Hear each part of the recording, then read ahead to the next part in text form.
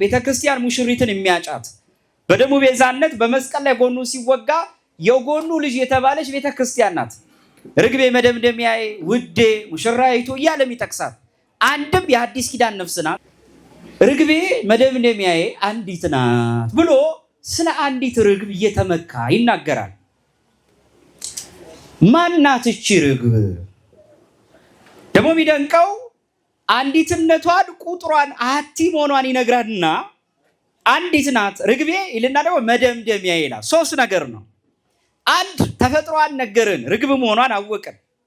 ግን ደግሞ እንደ ተራ ርግብ እንዳይመስልን ስለ አዕዋፍ እያወራ ነው። ምናልባት በዛ ዘመን ስላሉ ስለነ ፊኒክስ፣ ስለነ ከርበኬዴል፣ ስለነ ከራዲዮኖፍ እያወራ ነው እንዳንል በጣም ነጫጭ የተባሉ በዛ ዘመን ፊሳሊጎስ የተባለው ጠቢብ እንደጻፈው ስለነሱ እያወራ ነው እንዳንል አንዲት ብሎ ደግሞ ቁጥሯን ለየልን። አሁን ወደ ሆነ ጉዳይ እንድናስብ አረገን።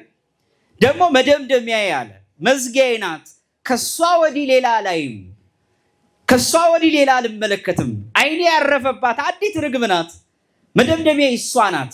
እሷን ካየው ወዲህ የሚያስደንቀኝ ፀሐይም የለም፣ የሚያስደንቀኝ ጨረቃም የለም፣ ከዋክብትም የሉም። እቺ ያስመካችው ሶሎሞን የተመካባት እቺ ርግብ ማን ትሆን? በስመ አብ ወወልድ ወመንፈስ ቅዱስ አሐዱ አምላክ አሜን።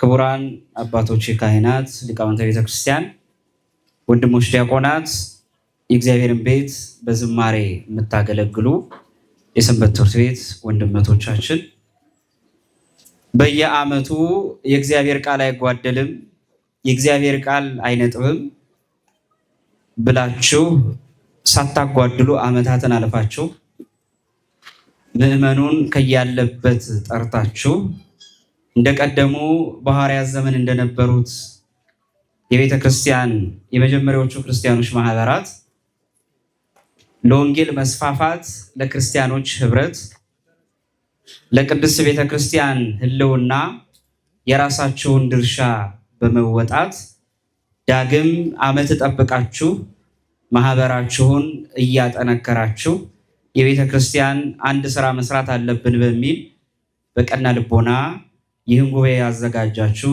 የማህበሩ አባላት፣ እንዲሁ ጥሪው ደርሷችሁ እዚህ የመጣችሁ ምዕመናት ሁላችሁ በፍጹም በእግዚአብሔር ሰላምታ እንደምን ዋላችሁ?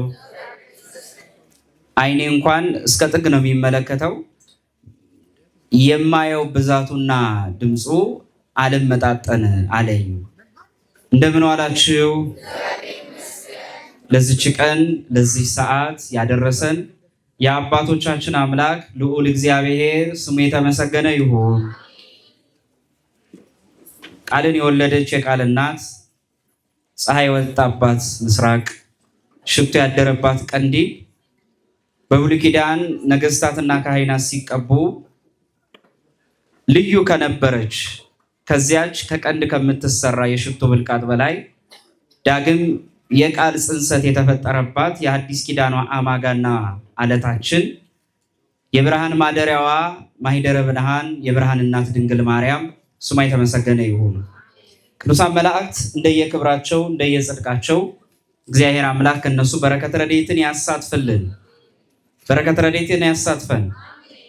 ለዛሬ የምንነጋገርበት ርዕስ ርግቤ መደምደሚያዬ አንዲት ናት ለእናቷም አንዲት ናት በሚል ርዕስ ይሆናል። መኃልየ ዘሰሎሞን ምዕራፍ 6 ከቁጥር 9 ላይ ያለውን ኃይለ ቃል ነው። ከዛ አስቀድሞ ግን ሁላችሁም አይምሯችሁን ሰብስባችሁ ልቦናችሁን ክት አድርጋችሁ በቅጥነተ ሕሊና ሆናችሁ እንድትከታተሉ በእግዚአብሔር ስም እጠይቃለሁ። ሶሎሞን መኃልየ ዘሰሎሞን ምዕራፍ 6 ላይ እንዲህ ይላል፣ 60 ነገስታት 80 ቁባቶችም ቁጥር የሌላቸው ቆነጃጅትም አሉ።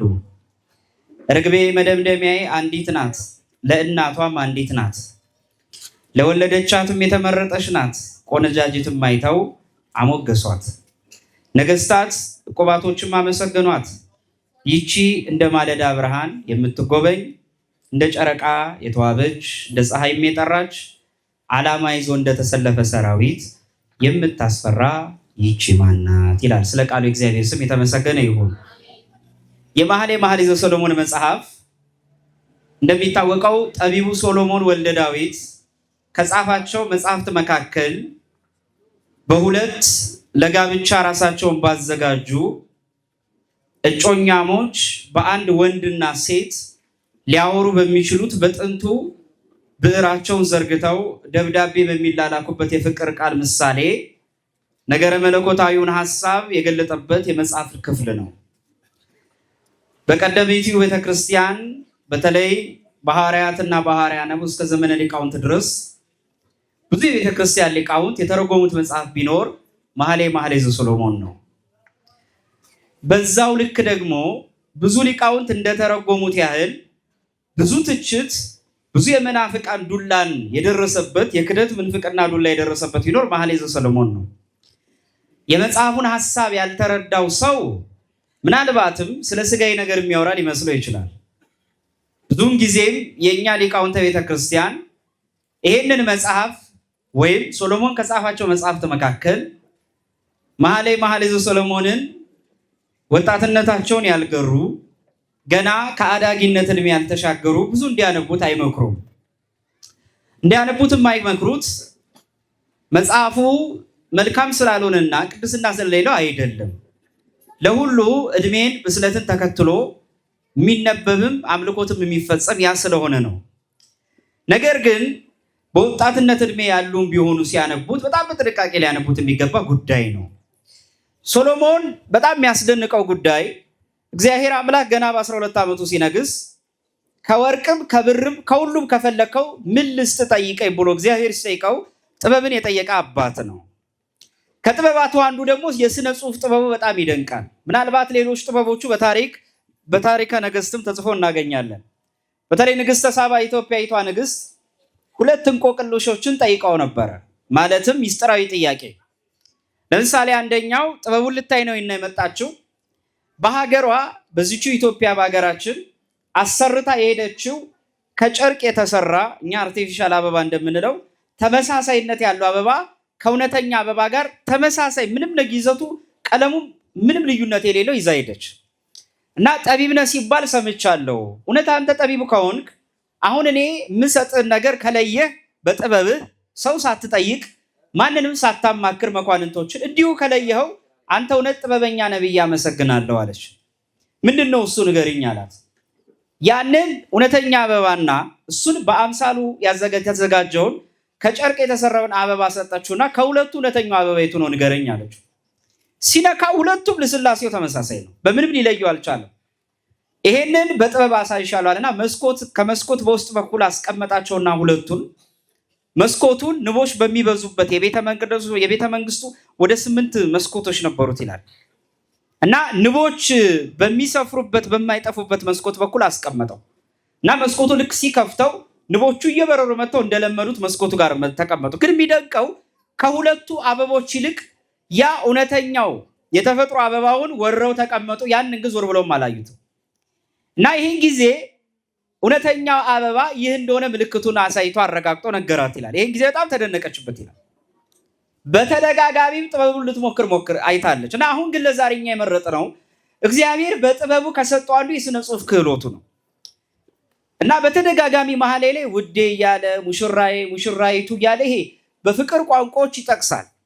ወደ 4 እና 5 ትርጓሜዎች አሉት። በጥቅሉ በወንድ ሙሽራ ወይ ሙሽራ ወንድ ተደርጎ የተጠቀሰው አብዛኛውን ቦታ መድህን ዓለም ኢየሱስ ክርስቶስ ነው። በኋላ ቤተክርስቲያን ሙሽሪትን የሚያጫት በደሙ ቤዛነት በመስቀል ላይ ጎኑ ሲወጋ የጎኑ ልጅ የተባለች ቤተክርስቲያን ናት። ርግቤ መደምደሚያዬ ውዴ ሙሽራይቱ እያለም ይጠቅሳል። አንድም የአዲስ ኪዳን ነፍስ ናት፣ አንድም ንጽሕተ ንጽሕታን ቅድስተ ቅዱሳን ድንግል ማርያም ናት። እንደየምዕራፉ ቦታ ብዙ ትርጉም አለው። ለዛሬ ግን የመረጥነው ርዕስ ረቀቅ ያለና ትንሽ ሰፋ ያለ ጉዳይ ነው። እግዚአብሔር ቆይታችንን በእውነት ይባርክልን። ርግቤ መደምደሚያዬ አንዲት ናት ብሎ ስለ አንዲት ርግብ እየተመካ ይናገራል። ማናት እቺ ርግብ? ደግሞ የሚደንቀው አንዲትነቷን ቁጥሯን አቲ መሆኗን ይነግራልና አንዲት ናት ርግቤ ይልና ደግሞ መደምደሚያ ይላል። 3 ነገር ነው። አንድ ተፈጥሯን ነገርን፣ ርግብ መሆኗን አወቅን። ግን ደግሞ እንደ ተራ ርግብ እንዳይመስለን ስለ አዕዋፍ እያወራ ነው። ምናልባት በዛ ዘመን ስላሉ ስለነ ፊኒክስ ስለነ ከርበኬዴል ስለነ ከራዲዮኖፍ እያወራ ነው እንዳንል በጣም ነጫጭ የተባሉ በዛ ዘመን ፊሳሊጎስ የተባለው ጠቢብ እንደጻፈው ስለነሱ እያወራ ነው እንዳንል አንዲት ብሎ ደግሞ ቁጥሯን ለየልን። አሁን ወደ ሆነ ጉዳይ እንድናስብ አረገን። ደግሞ መደምደሚያ ያለ መዝጊያዬ ናት፣ ከሷ ወዲህ ሌላ አላይም፣ ከሷ ወዲህ ሌላ አልመለከትም። አይኔ ያረፈባት አንዲት ርግብ ናት፣ መደምደሚያ እሷ ናት። እሷን ካየው ወዲህ የሚያስደንቀኝ ፀሐይም የለም፣ የሚያስደንቀኝ ጨረቃም የለም፣ ከዋክብትም የሉም።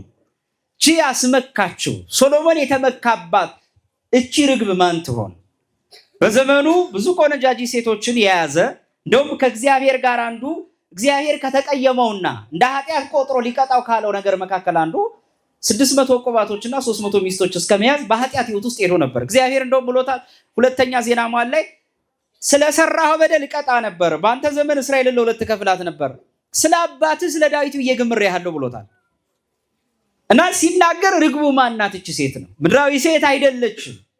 መደምደሚያው የሆነች የጠቢቡ የሶሎሞንን ልቦና የወሰደች ማን ትሆን? እቺ ሴት ማን ትሆን? መወድሱ ይቀጥላል፣ ምስጋናው ይቀጥላል ዝቅ ብሎ። እቺ እንደ ማለዳ ብርሃን የምትጎበኝ ይላል። ደግሞ ውበቷን ይነግራችኋል። መልኳን እየነገራችሁ ነው፣ ደምግባቷን እየነገራችሁ ነው። ስለ ተራ ርግብ ቢሆን ኖሮ ከቁራና ወይ ከአዋፍ ከገሌያው የበለጠች ብሎ ስለ አንዲት ርግብ ሊያወዳድር ይችላል። ያወዳደራት ጭራሽ ውበቷን ከፀሐይ ጋር ነው። የትኛዋም ርግብ አይነት በዓለም ላይ ብትሰበስቡ የርግብ ውበትነቷ ነጭ ብትሆን ጻዳ ብትሆን የምትወዳደረው በአዋፍ ወገን ካሉት ጋር እንጂ ከፀሐይ ጋር ልትወዳደር አትችልም። አሁን ጉዳዩን በጣም ረቀቅ ብለን ማየት አለብን ማለት ነው። ለዚህ ነው ስጀምር ገና መኃልየ ዘሰሎሞንን በጣም በምስጢራዊ ልቦናው ናችሁ አይምሯችሁን ክታርጋችሁ ነገረ መለኮታዊ ጉዳይ ወደ ላይ ሰቅላችሁ ማየት አለባችሁ ያልኩት። እንደ ማለዳ ብርሃን ፀሐይ የምትጎበኝ እንደ ጨረቃም የደመቀች ወይም የተዋበች እንደ ፀሐይ የጠራች ዓላማ ይዞ እንደተሰለፈ ሰራዊት የምታስፈራች ማናት አለ። ማናት እቺ ርግብ? ማናት የጠቢቡ ሰሎሞንን ልቦና የወሰደች? ጎርጎርዮስ ዘኑሲስ የተባለ ቤተክርስቲያን አባት ለመጀመሪያ ቢተረጉመው ለቅድስት ቤተክርስቲያን ነው። የመጀመሪያይቱ ይላል ቅዱስ ጎርጎርዮስ መኃልየ በተረጎመው ድርሳኑ ላይ የሶሎሞንን ልቦና የወሰደች ተስፋ ያረጋት ከሩቅ የተመለከታት ርግቤ መደምደሚያ ያላት አሐቲ አዲስ ኪዳኗ ኦርቶዶክሳዊት ቤተክርስቲያን ናት ነው የሚለው። በጉባኤ ኒቂያ የጸናች፣ በጉባኤ ቁስጥንጥንያ የጠነከረች፣ በጉባኤ ኤፌሶን የተሻገረች፣ ኬልቄዶናዊነትን ነጥቃ ኬልቄዶናዊነትን ረግጣ ሁለት ባህሪነትን ረግጣ አሐቲ የሆነ የክርስቶስን ተዋሂዶ ያመነች ክርስቶስ ሁለት ባህሪ ነው፣ ክርስቶስ በሁለት ባህሪነት ሁሉ የሆነ ነው ብሎ አስተማሩ። የእነ ንስጥሮስን ትምህርት እንደ መርዝ በጥብጣ በነ ቄርሎስ ባለመድኃኒቶች አማካኝነት ምንፍቅናን ትታ ያለፈች ርትት የሆነች ሃይማኖት ኦርቶዶክሳዊት ቤተክርስቲያን ናት ይላል። አንዲት ርግቤ እንደ ርግቤ የዋህ ናት። ጠላቶቿን ግደልልኝ ሳይሆን አኑርልኝ ብላ በእንተ ቅዱሳት ላይ የምትጸልይ እውነትም ርግብ የሆነች ርግብ በሰማይ እንደምትበር ቤተክርስቲያንም ልዕልናዋ ከፍ ያለ ነው። አንዲት ርግብ የተባለች ኦርቶዶክሳዊት ቤተክርስቲያን ናት ነው የሚለው። ኤጲፋኒዎስ ፓናሪዮን በሚባል እንደውም አንድ መጽሐፉ ላይ ይሄን ያነሳል። ልክ እንደ ጎርጎርዮስ እሱም ርግቤ መደምደሚያ ማናት ይላል። ለድንግል ማርያም ይተረጉማል። በቦታው ላይ እናያለን። አንዱ ቢተረጉመው ለቅዱስ ቤተክርስቲያን ናት። አንዲቷ የተባለች መደምደሚያ መጨረሻዬ ከቤተክርስቲያን ወዲህ ሌላ አናይም። ለምሳሌ ከኦሪት በኋላ ወንጌልን አግኝተናል።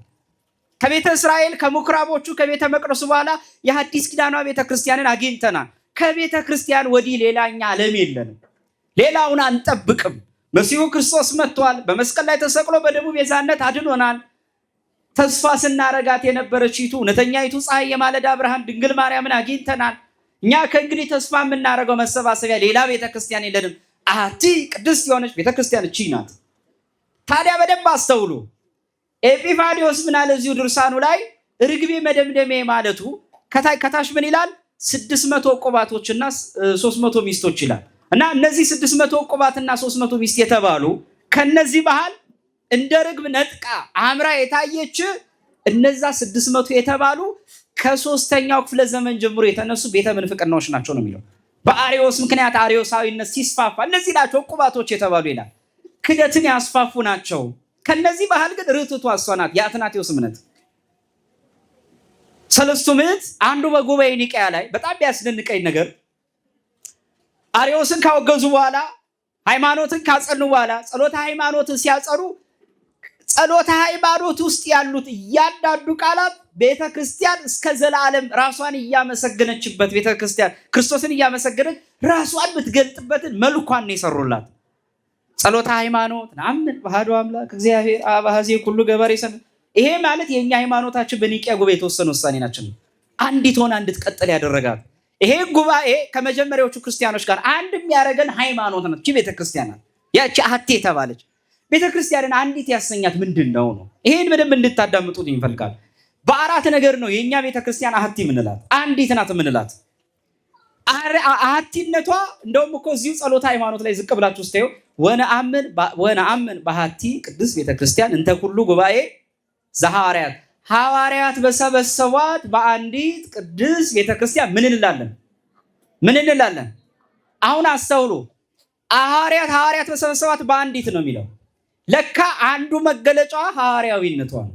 እኔና እናንተ ዛሬ ያለነው ህብረት ማለት ሐዋርያት የተሰበሰቡበት ህብረት ማለት ነው። እኛ ሁላችን በሃይማኖት የሐዋርያት ዘሮች ነን። መጽሐፈ ምሳሌ ላይ ምዕራፍ 21 ላይ ምን ይላል? የጻድቃን ዘር ግን ይድናል ይላል። ምን ማለት ነው? የጻድቃን ዘር የሐዋርያትን ትምህርት የተቀበለ ይድናል። የሐዋርያት ትምህርት እምነቴ ነው፣ ክህነታቸው ክህነታችን ነው፣ ሚስጥራታቸው ሚስጥራታችን ነው ብለን በትውፊት የተቀበል ነው። ይህ የመዳን ህይወት እኛን ከነሱ አንድ ያደረገ ነው። ሐዋርያዊነታችን ነው አንድ ያደረገ ነው። ሳይበጠስ የመጣ አንድነቷ የቤተ ክርስቲያን ሐዋርያዊ የሐዋርያትን ትምህርት ይዛለች፣ የሐዋርያትን ቀኖና ይዛለች፣ የሐዋርያትን ትውፊት ይዛለች። ዛሬ የምታዩት የካህናቶቻችን እግዚአብሔር ይፍታ ክህነት ከክርስቶስ ለሐዋርያት የተጫረች የክህነት እሳት ናት። ከጴጥሮስ የተነሳች ሊቀ ሐዋርያነት ክህነት ዛሬ በእኛ ምድር ላይ አለች። ያቺ እሳት አልተቋረጠችም። ለዚህ ነው አንዱ ሐዋርያዊነቱ ራሱ ሲብራራ አፖስቶሊክ ሰክሴሽኑ ነው። ሐዋርያዊ ሰንሰለቱ አልተበጠሰም። በረከታቸው ይደርብንና ቅዱስ ፓትርያርካችን ብፁዕ ቅዱስ አቡነ ማትያስ እስካሉበት የፕትርክና ድረስ ወይም የክህነት ራስነት ድረስ ከክርስቶስ ተነስደን በአጭር ደቂቃው ልነግራችሁ እችላለሁ። ለምሳሌ በአጭር ደቂቃ ክህነቱ ሳይቋረጥ ሐዋርያዊ ክህነቷ ሳይበጠስባት የክህነትን እሳት እየተቀባበለች በክህነት ጧፍነት በካህናቶቿ ጣፍ ላይ እየነደደ የሚኖር ጴጥሮሳዊና ዮሐንሳዊ ክህነትን የተቀበለች እቺ ኦርቶዶክሳዊት ቤተክርስቲያን ናት። በምን እናረጋግ? ለምሳሌ ልንገራችሁ እንደው በአጭር ቃል። ለምሳሌ ክርስቶስ ሐዋርያትን ሾመ። ከሐዋርያት መካከል ቅዱስ ጴጥሮስ ቅዱስ ማርቆስን ከ72ቱ አርድእት መካከል ሾመው። ግብፅ ላይ ጳጳስ አድርጎ መደበው። ቅዱስ ማርቆስ ወደ የት ገባ? ወደ ግብፅ ገባ። ጣዖታትን አጠፋ። ነገር እግዚአብሔር ወንጌል እንዲሰበክ አደረገ። ክርስቶስን እንዲያውቁ አደረገ። ጽንሰቱን፣ ልደቱን፣ መስበኩን፣ ማስተማሩን፣ ሙትን ማስነሳቱ፣ ታምር ማድረጉን፣ ሞቶ መነሳቱ ሰበከላቸው። አመኑ፣ ተጠመቁ። ከዛ ምንድን ያደረገው? ትምህርት ቤት ከፈተላቸው። በእስክንድርያ አለ የተባለ ትምህርት ቤት። ግን በዚህ አላበቃም። ያኛው ክህነት ለዘመናት ጳጳስን እየተካ ፓትርያርክ እየተካ ሐዋርያዊ ሰንሰለቱ በግብፅ ሀገር ውስጥ እየነደደ እየሄደ ነበረ። በእኛም ሀገር ደግሞ ክርስትና የገባበት ሰዓት ነው ያ ሰዓት። ይሄ ማለት 34 ዓመተ ምህረት ጋር ተጠጋጊ ሰዓት አለው። በተለይ ማርቆስ ከተሾመበት ሰዓት እንደውም ጭራሽ በዛ ሰዓት ኢትዮጵያ አስቀድማ ክርስትናን የተቀበለችበት ሰዓት ነው። በኢትዮጵያ በጃንደረባው ሰዓት ግን ክርስትና እንቀበል እንጂ ክህነቱ ስላልነበረ እንደገና ግዴታ ቅዱስ አትናቴዎስ በነበረበት ለቅድስት ቤተክርስቲያን 22ኛው ወይም 23ኛም ብለው በቁጥር እያስወጡ እያስገቡ አኪላስን ማይቆጥሩ ስላሉ 22ኛ አንድም 23ኛ ይላሉ። ከቆጠሩት 23ኛ ይሆናል። ቅዱስ አትናቴዎስ ሊቀ ጳጳስ በሆነበት ሰዓት ኢትዮጵያዊዎቹ ነገስታት አብርሃ ወአጽብሃ የተባሉት ሁለቱ ነገስታት ከኢትዮጵያ ወገን ባይሆንም በቤዛንታይን መንግስት መከራ ሸሽቶ የመጣው ፍሬምናጦስ ወይም ከሳቴ ብርሃን ክህነትን እንዲያመጣላቸው ወዴት ልከውት ነበረ? ካስታወሳችሁ ወዴት ተልኮ ነበር? ወደ ግብፅ። በዛ ሰዓት ቅዱስ አትናቴዎስ ነበር ጳጳስ። እኔ ከኢትዮጵያ ነው የመጣሁት። አገራችን ኢትዮጵያ በ34 ዓመተ ምህረት ክርስትናን ተቀብላለች። እባክህን ክህነት ግን ያስፈልገናል። ምዕመናኖቿ መጠመቅ አለባቸው። ምዕመናኖቿ መቁረብ አለባቸው። ምዕመናኖቿ ክህነት ያስፈልጋቸዋል አለ። እኔ ሌላ አልሾምም። ከዚህ ሌላ ጳጳስ ባመጣ ቋንቋውን ባህሉን እንደገና ማወቅ ይጠበቅበታል። አንተ ታውቃለህ፣ አንተ ንጽህናው ድንግልናው ስላለ ሾም ያለው ብሎ ላከው። የኢትዮጵያ የመጀመሪያው ካህን ሆኖ ጳጳስ ሆኖ አንድ ጳጳስም ሆኖ ተላከ። ይሄ ሰንሰለት ለዘመናት ቀጠለ። ከግብፅ ጳጳሳት እየተላኩ በቤተ ክርስቲያናችን ውስጥ አፄ ኃይለ ሥላሴ እስከነበሩበት ጊዜ ድረስ የመጀመሪያው ፓትርያርካችን ብፁዕ ቅዱስ አቡነ ባስልዮስ እስኪሾሙ ድረስ በቤተ ክርስቲያን ከግብፅ ጳጳስ ይመጡልን ነበር። ያ ሰንሰለት አልተቋረጠም። ከጴጥሮስ ወደ ማርቆስ፣ ከማርቆስ በግብፅ እንደነ ለእስክንድሮስ እነ ተፍጻሜተ ሰማዕት ቅዱስ ጴጥሮስ እነ ቅዱስ አትናቴዎስ ከዛም በኋላ ብዙ ፓትርያርኮች እነ ዲዮስቆሮስ እነ ቴዎፍሎስ ዘአንጾኪያ ተነስተዋል። ይህ ክህነት አልተቋረጠም። ስለዚህ አንዱ ሐዋርያዊት ያሰኘን አንዲት ርግብ ያሰኛት እቺ ቤተክርስቲያን ሐዋርያዊ ክህነቷ ነው፣ ሐዋርያዊነቷ ነው፣ ትምህርቷ ሐዋርያዊ ነው። እዚህ ቤተክርስቲያን ግቡ። ቤተክርስቲያን ከምታደርገው አንድም ከቤተክርስቲያን ስርዓት የወጣ ነገር የለም። ቅዳሴውን ተመልከቱ። በፊት በሐዋርያት ዘመን የነበረ ነው። እንደውም በእነሱ ሰዓት ቅዳሴ ጊዜ ደጋግመው ያመሰግኑበት ነበር። ቅዳሴ ቀድሶ ያቆርቡ ነበር። በተደጋጋሚ የሐዋርያት ስራ ላይ ቤተ መቅደስ እየገቡ ይጸልያሉ። የክርስቶስን ቅዱስ ቁርባኑን ቅዱስ ደሙን ይቀበላሉ። ምን ያላደረጉት የሚስጥራት ክፍል አለ? አዎ ሐዋርያዊት ነን። ለዚህ ነው ቅዱስ ጳውሎስ እንዲህ ያለ ኤፌሶን መልእክት ምዕራፍ 2 ከቁጥር 20 ላይ ሁላችሁም ከኔ ጋር ትላላችሁ። በነቢያትና በሉ በሐዋርያት መሰረትነት ላይ ታንጻቸዋል። የማዕዘኑም ራስ ኢየሱስ ክርስቶስ ነው። ለምንድን ነው መጀመሪያ የወደቅነው? ሞት አለብኝ፣ ትትና ነው። ሞት አለብኝ፣ ሞት አለው ነገር ተማምለን የገባ ነው። አፈር እንደሚገባ ሰውነታችን አምነናል። እንነሳለን። በመጨረሻ ሁላችን እንደምንነሳ ነን። አንደኛ ቆሮንቶስ ምዕራፍ 15 ቁጥር 32 ላይ እንዳለው ጳውሎስ አንተ ሰነፍ፣ አንተ የምትዘራው ካልወደቀ ሕያው አይሆንም አለ። አንዲት ርግብ ያላት ቤተክርስቲያንን ሐዋርያዊ በመሆኗ ነው። እስቲ ደረጃውን ውጡ። ደረጃው እኮ የክርስቶስ ምሳሌ ነው። መንገድና ሕይወት እኔ ነኝ እንዳለ ራሱ መዳረሻ መድረሻም ነው። ሊቀ ካህንም ነው፣ ካህንም ነው ማለት መስዋዕቱም ነው። ራሱ ደግሞ መስዋዕት ተቀባይም ነው። ይሄን ለማስረዳት በደረጃው ይመስሉ አልፍኑ በፍኖቱ ይመሰላል። ደግሞ ወደ ቤተ ክርስቲያን ስትገቡ አንዳንድ በተለይ ትልልቅ አብያተ ክርስቲያናት እንደየቀጻቸው ቢለያይም ሁለት ምሰሶ ይደረጋል። አንደኛው በአፋ ውጪ ላይ አሁን እንደዚህ በተለይ ክብ የሆነ ቤተ ክርስቲያን ወይ ደግሞ ይሄ የካቴድራል አይነት ቅርጽ ያላቸው ጋር ካያችሁ በውጭ በኩል ምሰሶ አለ፣ ኮሎኖች አሉ አይደለ? እንደውም መቅደስ ሲሞላብን አንዳንዴ እሱን ምሰሶ ተደግፈን እናስቀድሳለን። ያ ምሰሶ ማለት ከውጭ ያለው የነቢያት ምሳሌነት አለው። በደንብ አዳምጡኝ በደንብ። ለምንድን ነው የነቢያት ምሳሌ የሆነው? ያ ምሰሶ ወደ ውስጥ አልገባም፣ ወደ ውስጥ አልገባም፣ ወይ ቤተ መቅደስ ውስጥ አልገባም። ከቤተ መቅደሱ ውጪ ነው የተተከለው። ግን የምኑ አካል ነው? እያዳመጣችሁኝ ነው? ግን ሀሳባችሁን ሰብስቡ እንጂ ለደቂቃ መማር እንኳን ይክበደን። በጣም ትንሽ ደቂቃ እኮ ናት። ሀሳባችሁን ሰብስቡ እሺ። ከዛ ደግሞ በኋላ ደግሞ ወደ እንትኑ እንመጣ። አሁን መዝሙር ቢሆን ደግሞ ወይ የሆነ ግጥም ቢሆን ደግሞ ሰው አይኑ ፍጥጥ ይላል። ጥሩ እኮ ነው፣ ግን ትምህርቱንም ተማሩት እንጂ እንዲሁ ሳታውቁት ብቻ ደስ የሚል ጉባኤ እንድትሉ አልፈልግም። እሺ በደንብ አዳምጡ።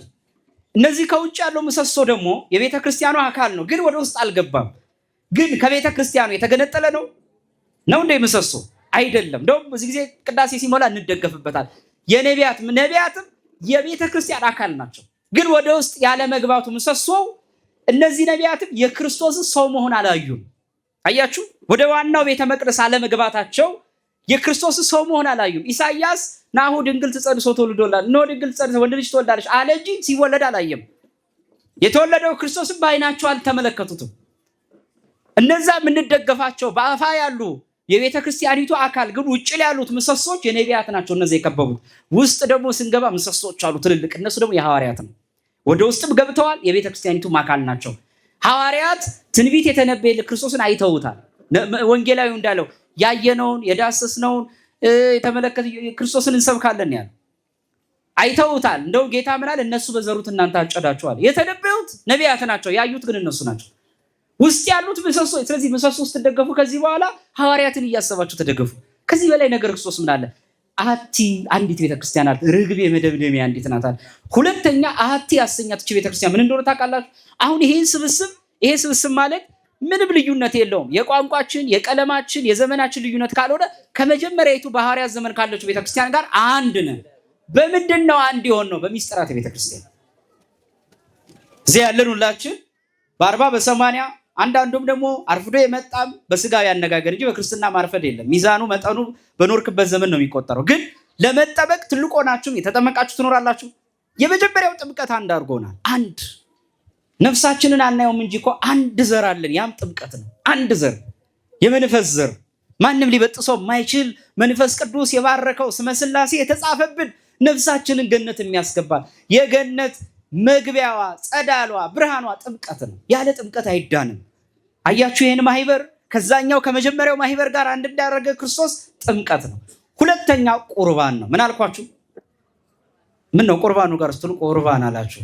በደንብ መልሱ እንጂ ያ ብዙ ሰው አይቆርብም ማለት ነው። አሁን እሺ ቀና ብላችሁ ምን አልኳችሁ? ቁርባን ማለት ይሄ ዩካሪስቲስ የምንለው ነው። የክርስቶስ ጥምቀትና ቁርባን ሁሉንም ክርስቲያን አሁን አንድ ያለ ነው ከክርስቶስ ጎን የተወለድን ያደርገናል። ከማን ጎን? እንዴት መልሱን ልንገራችሁ። ሌንጊኖስ የተባለው ሐራ ወይም ወታደር የክርስቶስን ጎን በጦር ወቅቶታል። ታውቃላችሁ በመስቀል ላይ ጌታ የሞተ ሰዓት ላይ ነው። አባ ጊዮርጊስ ዘጋስጫ መጽሐፈ ሚስጥር ላይ ጌታ እንደሞተ ነው የተወጋው፣ ግን ትኩስ ደምና ቀዝቃዛ ውሃ ወጣ። ይሄ የሚደንቅ እኮ ነው። አሁን ሰው ከሞተ በኋላ ቢወጉት እዥ ይወጣል እንጂ እንደዚህ ያለ ፍንጣቂ ትኩስ ደም አይወጣም። ሁለተኛ ውሃ ሊወጣም አይችልም። ሞተም አልሞተም ውሃ አይወጣም ከሰውነት አይወጣም። ይወጣል እንዴ? መልሱልኝ። አይወጣም ማለት ምናልባት በጣም እንደው ጠጪ ካልሆነ በቀር በጣም የመጠጥ ሁኔታ ናቱ ላይ በጣም በቃ ከአቅም በላይ ሆኖ እሱ አይታወቀውም። ምን ይውጣ አይታወቀውም። ግን ሰው በዚህ ደረጃ ሊወጣበት አይችልም። ክርስቶስ ግን ሲወጋ መለኮት ከስጋ አለመለየቱን በዚህ አወቀ። አምላክ ከትስብእት አለመለየቱን በዚህ አወቀ። ክርስቶስ ሞተ የምንለው የስጋና የነፍስ መለየት እንጂ የቃል ከስጋና ከነፍስ መለየት አይደለም። ክርስቶስ መቃብር ሲሆን ቃል የአካላዊ ቃል እግዚአብሔር ወልድ ከስጋ አልተለየም። መቃብር ሲገባ አብሮ ቃል ከእርሱ ጋር ነበር። ነፍሱም በሲኦል የተጋዙ ነፍሳትን ነፃ ስታወጣ ቃል ከሕያዊት ነፍስ አልተለየም። ታዲያ ቅዱስ ኤፍሬም እንዲህ አለ። ደገኛ የሶሪያ አባት ዲያታ ሳሮን የተባለ መጽሐፍ አለው። የወንጌልን ወይም ህብረ ወንጌል እንደምንለው አንድ አድርጎ የጻፈው ማለት እና እዛ ላይ ምን ይላል? ጌታ ሆይ በተወጋ ጎን በኩል ወደ ገነት ገባው አለ። ቤት በኩል እንዴት ነው? አሁን የክርስቶስ ምን ማለት ነው? ሚስጥሩ ልንገራችሁ። በተወጋው ጎን በኩል ወዴት ገባው? ወደ ቤተ ክርስቲያን ገባው። አሁን እንደ ቀድሞ ወደ ገነት ገባው። ይቅርታ፣ ወደ ገነት ገባው። አሁን እንደ ቀድሞ የሚገለባበጥ ሰይፍ የያዙ ኪሩቤልና ሱራፌል አሁን የሉም። አዳምን አትገባም ብለው እንደከለከሉት በበደለ ሰዓት አሁን ግን የሚከለክለኝ የለም። ምክንያቱም ይላል በአንተ በኩል በሩን አግኝቼዋለሁ ይላል። በማን በኩል? ያ ጎን የተባለ የክርስቶስ መዳኛ የተባለ ጥምቀትና ቁርባን ስለተገኘበት ነው። ጎኑ ካልተጠመክና ቁርባን ካልተቀበልክ ድነተ አማናዊ አይሆንም። አቲ ያሰኛት ችብ ቤተክርስቲያን ይሄን ማህበር ከቀደመችው የቷ ማህበር አንድ ያደርጋል። ስለዚህ ነው አሁን መተው ነገ ከነገ ወዲያ ወጣት ወንድምቶቼ አብዛኞቻቸው ወጣቶች ናቸው። ለምንድን ነው ኦርቶዶክሳዊ ተዋህዶ ቤተክርስቲያን የሆናችሁ ተብላችሁ ትጠይቁ። ምን ብላችሁ ትመልሳላችሁ? ምን ብላችሁ?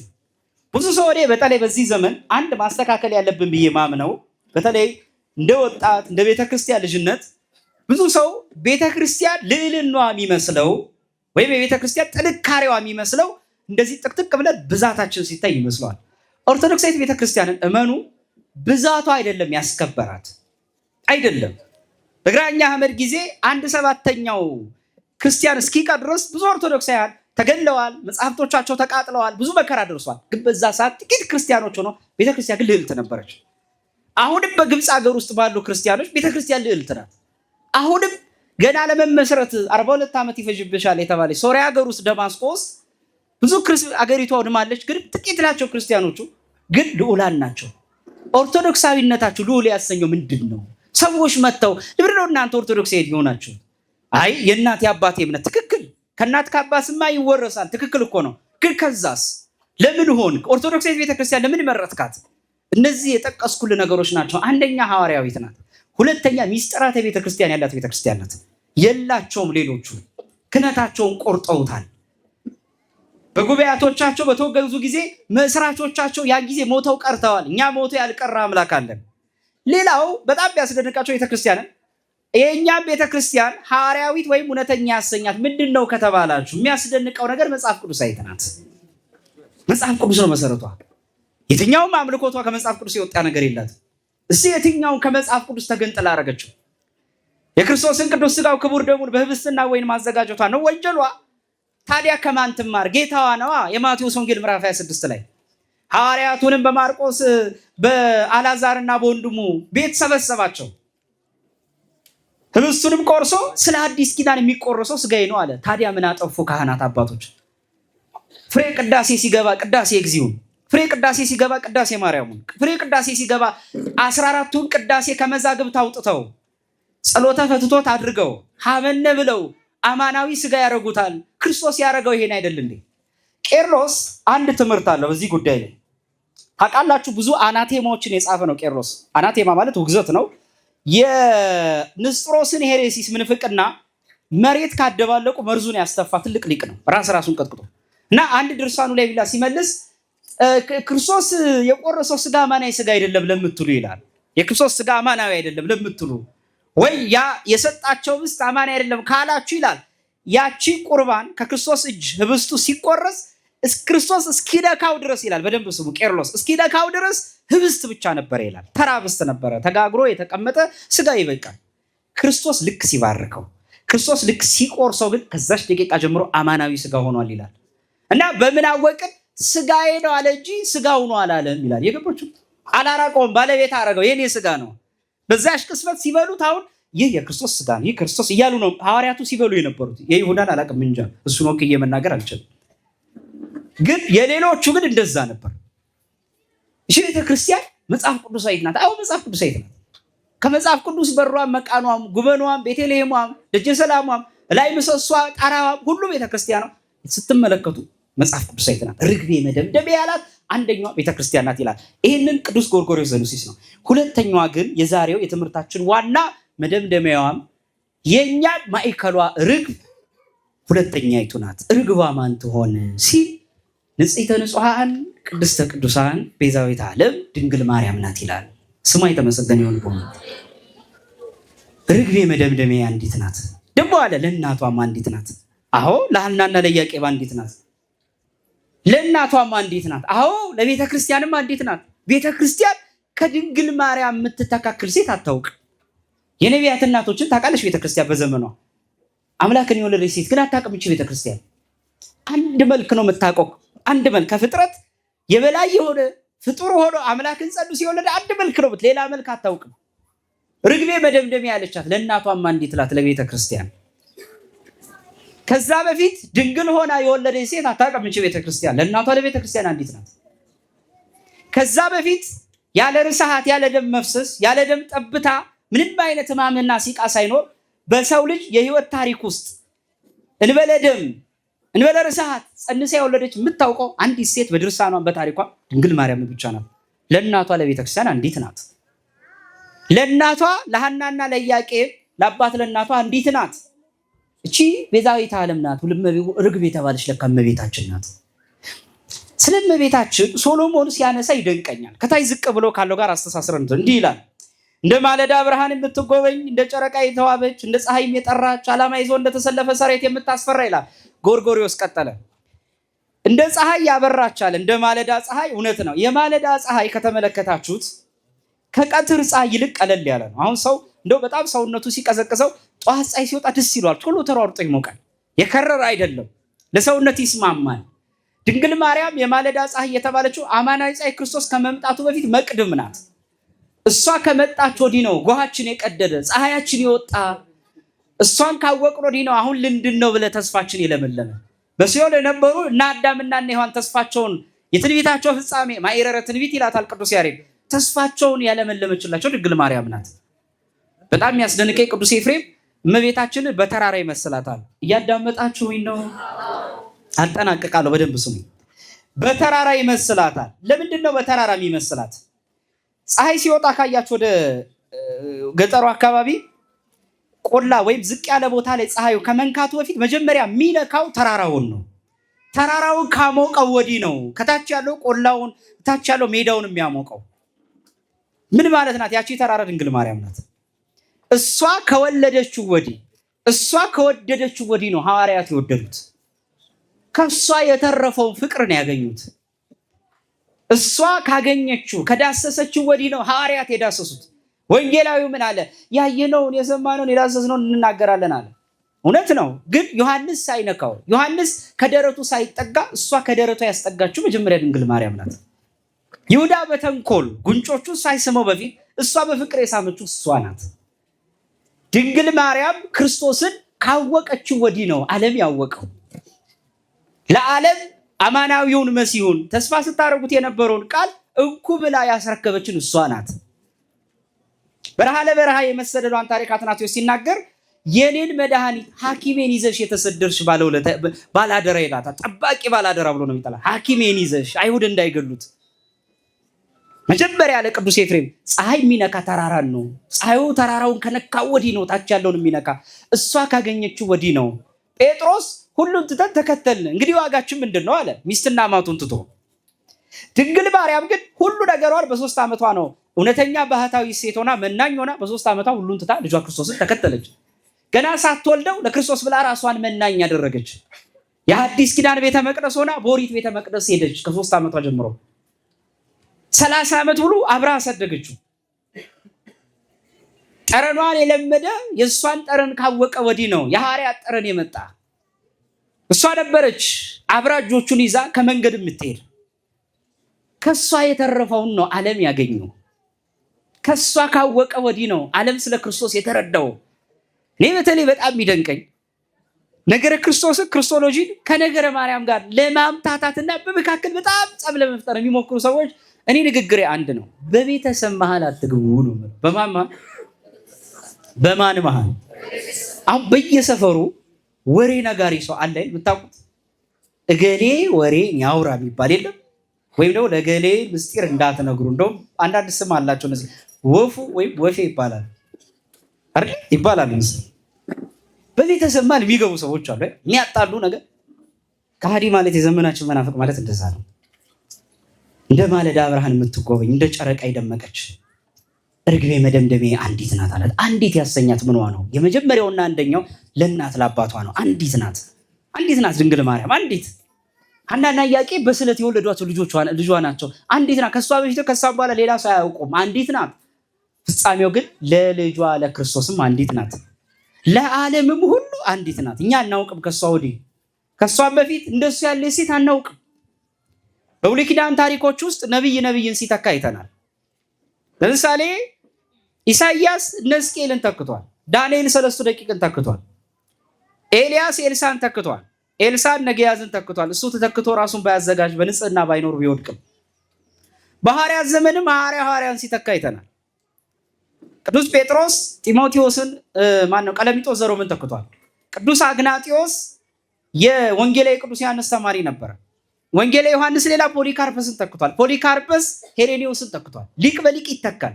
በሀገራችንም ውስጥ አባ ዮሐኒ ዘአክሱም የመነኮሳት ርዕስ የተባሉ አባ ኢየሱስ ማዛሂቅን እኮ ተክተዋል። አባ ዮሐኒ ዘአክሱም አባ ኢየሱስ ማዛሂቅን ተክቷቸዋል። የቆብ አባታቸው ናቸው። የምንኩስናን ሕይወት ያስፋፉ። አባ ኢየሱስ አቡነ ተክለ ሃይማኖትን ተክተዋል። እግዚአብሔር ምልክቱን ገልጾላቸው በቅዱስ ሚካኤል ቤተክርስቲያን ውስጥ አግኝቷቸው ኑ ተከተሉኝ ብሎ ሽፈዋቸዋል። አቡነ ተክለ ሃይማኖት 12 ደቀ መዛሙርቶቻቸውን ተክተዋል። እና አቡነ ዜና ማርቆስ የሳቸው ፍሬ ናቸው። እና አባ ዜና ማርቆስ እና አባ ጽጌ ድንግልን እና አባ ገብረ ማርያም ዘደብረ ሐንታን ተክተዋል። ብዙ ዘመናት የተነሱ ሊቃውንት፣ ብዙ ዘመናት ነገስታት ዘመን የነበሩ ብዙ ቅዱሳን አይተናል።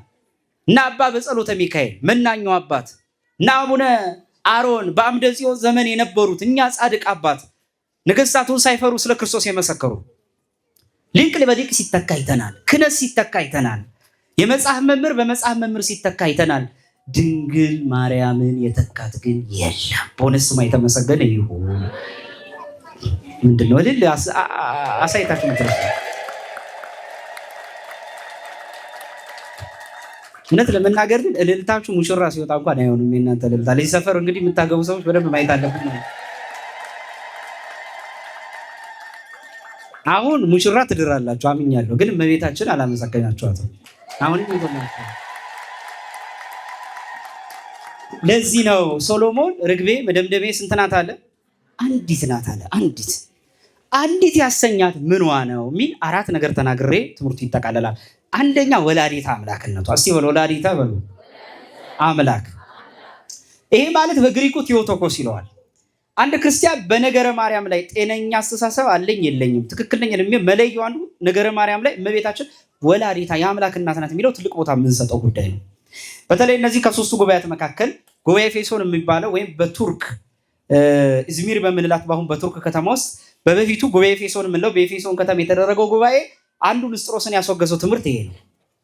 የንስጥሮስ ድንግል ማርያም ወላዲተ አምላክ አይደለችም፣ ወላዲተ ቃል አይደለችም፣ ወላዲተ ሰብ ናት። ላቲ ስብሐት የፍጡር እናት ናት፣ የስጋ ብቻ የትዝብት ብቻ እናት ናት፣ የአምላክ እናት አይደለችም ብሎ ያስተማረ መናፍቅ ነው። ይሄ ክደት ነው። ቤተክርስቲያን በነ ቅዱስ ቄርሎስ አማካኝነት አውግዘዋለች። ትምህርቱንም እሱ ነው። በዚህ አማካኝነት ቤተክርስቲያን ራሷን ተዋህዶ ብላ ስሟን ጨምራለች። ኦርቶዶክስ ተዋህዶ ብላ፣ ተዋህዶ የሚለው ስም የተጨመረው በዚህ አማካኝ ነው። በነገራችን ላይ በዚህ አማካኝ ነው በ431 ዓመተ ምህረት ይሄ ስም በተለይ ራሷን ሚያፊዛይት ብላ ነው የምትጠራው ቤተክርስቲያን። 6 አሃተ ቤተክርስቲያናት እኛ የምንባለው ሚያፊዛይት ነው። ምን ማለት ነው? ክርስቶስ አንድ አካል አንድ ባህሪ ነው ብለን ነው የምናምነው። ዲዮፊዛይት ተብለው ራሳቸውን የገነጠሉት በካቶሊክም በኢስተርንም አካባቢ ኦርቶዶክስ ብቻ በሚል የተንጠለጠለ ስም ተዋህዶነትን ሚያፊዛይት መሆኑን የማያምኑት ደግሞ ዲዮፊዛይት ነን ብሎ ራሳቸውን ትተው ወጥተዋል። የክርስቶስን አንድ ተዋህዶ ንቀዋል። የክርስቶስን አንድ ተዋህዶ አልተቀበሉም። ይሄ ነው ክደታቸው። ይሄ ነው የመውጣታቸው ምክንያት። ለዚህ ነው ቤተክርስቲያንም በዚህ አማካኝነት ክርስቶስን ምን ትለዋለች? ወይም እመቤታችንን የማን እናት ትላለች? የአምላክ እናት። ስለዚህ ምን አልኳችሁ? ወላዲተ አምላክ። ሁለተኛ አንዲት ያሰኛት ድንግልናዋ ነው። ምን አልኳችሁ? ድንግልናዋ ማለት በዓለም ላይ እውነት ለመናገር ለምሳሌ ሐዋርያትን ብላይ ደናግል ነበሩ ከጴጥሮስ በቀር እሷ አግብቶ ስለነበር። ቅዱስ ጳውሎስ ድንግል ነው። ራሱ ኤልያስ እኮ ድንግል ነው፣ መናኝ ነበረ። እንደውም ምግብ አልበላም ብሎ እና አካብ እንኳን በስደት በነበሩ ሰዓት መልአክ እየመጣ ጭምር ያበላው ነበር። ምስኪን አባት ነበረ። ግን ደናግሎች ናቸው። መጥምቁ ድንግል ነው። በበረሃ የነበረ ቅጠል እየበላ የኖረ ምስኪን መናኝ ጻድቅ ምድራዊ ነው ወይስ መልአክ የተባለ ነው? ግን እነዚህ ሁሉ ድንግል ናቸው። ከሷ ድንግልና ግን አይተካከሉም። ለምን? አንደኛ የእመቤታችንን ድንግልና በ6 ይከፍሉታል። ወይም ክብሯን ቅድመ ጸኒስ፣ ጊዜ ጸኒስ፣ ድረ ጸኒስ። ምን ማለት ነው? ከመጽነሷ በፊት ድንግል። እስቲ ድንግል ትላላችሁ። ከመጽነሷ በፊት ስትጸንስ፣ ከጸነሰች በኋላ፣ ከመውለዷ በፊት፣ ስትወልደው፣ ከወለደች በኋላ። ይሄ በ6ቱም ወገን ብትሄዱባት በሁሉም ህትምት ወትረ ድንግል ሆና የምትገኝናት አቲ ወይም አንዲት ያሰኛት እሱ ነው። ድንግል በዓለም ታሪክ መዝገብ ውስጥ እንዲህ ያለ ታሪክ አልታየም። እንዲህ ያለ ታሪክ። ሶስተኛው አንዲት ያሰኛት ምንዋ ነው? አንዲት ያሰኛት በጣም ንጽህናዋ ነው። አሁን ንጹህ ሲባል እኔ በመጽሐፍ ቅዱስ ውስጥ በጣም ብዙ ንጹሃንን እናውቃለን። ይሄ ፍጥረት ሁሉ ተሰብስቦ መልአክ ተደምሮ አንድ ቢሆን የእሷ ንጽህና ላይ አይደርስበትም። እኔ አሁን ንጽህናዋ ከኛ ይበልጣል ብዬ አላሳንሳትም። እኛም አሁን ወግ ደርሶ ልንወዳደር፣ ኧረ በፍጹም አይሆንም። ከመላእክት ትበልጣለች ብዬ ግን ክብሯን እገልጠዋለሁ። እውነት ለመናገር ለምን? 3 ምክንያት አለው። አንደኛ መላእክት በደል በሌለበት ዓለም ውስጥ ሆነው በድለው ተገኝተዋል። እመቤታችን በደል ባለበት ዓለም ውስጥ ሆና ግን በድል አልተገኘችም። ቅዱስ ኤፍሬም ይላል በአንቺ ውስጥ ኃጢአት ቤቱን አልሰራም ይልና ኃጢአት ገብቶ እየተገዳደረሽ ነፃ አይደለም የወጣሽው፣ ይልቁንስ ኃጢአት ከሩቁ ሳይገባ ህሊናሽን ተጠብቂው ነበር ይላል። እና ወደ አንቺ ዲያብሎስና ኃጢአት ገና አይምሮሽ ጋር ሊመጣ ሲል ኪሩቤል ያኔ ገነትን እንደጠበቋት የሚምዘገንዘግ የእሳት ሰይፍ ሆኖ ይጠብቀው ነበር ይላል። አንቺን ህሊናሽን ሰይጣን ገብቶ አይደለም የሚወጣው። ለዚህ ነው ከገነት ትበልጫለሽ ይላታል። ለምን? በገነት ውስጥ አውሬና ጋኔል ገብቶ ወጥቷል። በአንቺ ህሊና ውስጥ ግን የገባ ምንም ነገር የለም። በገነት ውስጥ እግዚአብሔር ታምቷል። አምላክ እንዳትሆኑ ፈልጎ ነው የሚል ክፉ ወሬ ተሰምቷል። በአንቺ ህሊና ውስጥ ግን እግዚአብሔር ሲታማ አላሰማንም። በገነት ውስጥ ዕፀ በለስ ተቀጥፎ ሕግ ተሽሯል። በአንቺ ህሊና ውስጥ ግን ሕግ አልተሻረም። በገነት ሚጠት አግኝቷታል። አንዴ ስትከፈት አንዴ ስትዘጋ። ያንቺ ማኅተመ ድንግልናሽ ግን ተከፍቶም ተዘግቶም ህቱም እንደሆነ ነው። ሕዝቅኤል 44 ላይ እንዳለው በምስራቅ ደጅ በኩል የተዘጋሽ በር አየሁ እንዳለ ድንግልናዋ ነው ህቱም ያሰኛት፣ አንዲት ርግብ ያሰኛት፣ መደምደሚያ ያሰኛት፣ ለእናቷ ለቤተ ክርስቲያን ለእናቷ ለሐና አንዲት ያሰኛት። የመጨረሻው በጣም ያስደንቀኝ ነገር ነው። ድንግል ማርያምን አቲ ያሰኛት፣ አንዲት ያሰኛት ምንዋ ነው ከተባለ የማትተካ ስለሆነች። እስቲ በሉት። ምን አልኳችሁ? ብዙ ቅድስና ሲተካ አይተናል። መሆን ከማይቻል መካከል በክርስትና እገሌ ትሆናለህ ተብሎ አይነገርም። ለምሳሌ ሐዋርያት ከደረሱበት ቅድስና ማንም ክርስቲያን መብቃት ይችላል አለ። መንገዱ ሰፊ ነው። የድነት መንገዱ ክርስቶስ ሰጥቷል። የደረሱም አሉ። እና አቡነ ተክለ ሃይማኖት ጻድቁ እኮ በረከታቸው ይደርብን ሐዲስ ሐዋርያ እስከመባል ደርሷል። ከነቢያት ክብር የደረሱ እናውቃለን። ከሊቃውንት ክብር ይደረሳል። ካህን ካህንን ይተካዋል። ከእሷ ክብር ግን ትደርሳላችሁ ተብሎ አይነገርም። የእሷ ክብር ልዑል ነው። ከፍጡራን ሁሉ በላይ አድርጎ እግዚአብሔር አስቀምጧታል። ለዚህም ነው ርግቤ መደምደሚያ አንዲት ናት፣ ለእናቷም አንዲት ናት አለና እንደ ማለዳ ፀሐይ የምትጎበኝ እንደ ጨረቃ የደመቀች ወይም የተዋበች ዓላማ ይዞ እንደ የተሰለፈ ሰራዊት ምን የምትላለ የምታስፈራ ይቆየን። ያስተማረን የመከረን ሁሉ እግዚአብሔር ስሙ የተመሰገነ ይሁን። እመቤታችን ቅድስት ድንግል ማርያም የእመቤታችን የቅድስት ድንግል ማርያም በረከቷ ረድኤቷ በሁላችን ላይ ይደርብን። ወስብሐት ለእግዚአብሔር አሜን።